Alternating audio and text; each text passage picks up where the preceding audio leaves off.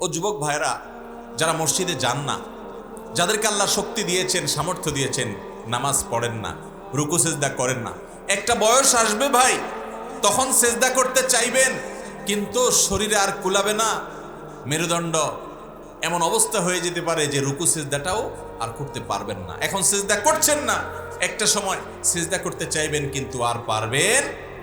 কিয়ামতের ময়দানে আল্লাহ রাব্বুল আলামিন এর সত্তা জাতে পাক যখন আসবে সামনে, অনেক লোক, আল্লাহ সবাইকে ডাকবেন, সবাই যেন আল্লাহকে সিজদা করে সরাসরি।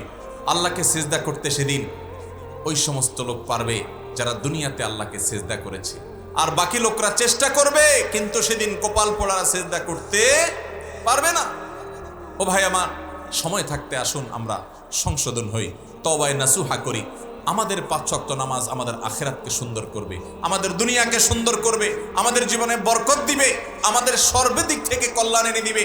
5 ওয়াক্ত নামাজ পড়া ছাড়া মুসলমানিত্বের দাবি করা এটা তার সাজে না। অতএব 5 ওয়াক্ত নামাজ পড়বো তো ইনশাআল্লাহ। আজকের এই মজলিসে, আজকের এই মাহফিলে আমরা যদি 10-20 জন 50 জন মানুষও যদি মনে মনে নিয়ত করেন যে আমি আজ থেকে আর নামাজ ছাড়বো না, আমার জীবনে নাকের ডগায় নিঃশ্বাস যতদিন থাকবে, আমার জীবন চলে যাবে, সব চলে যেতে পারে, আমি নামাজ ছাড়বো না।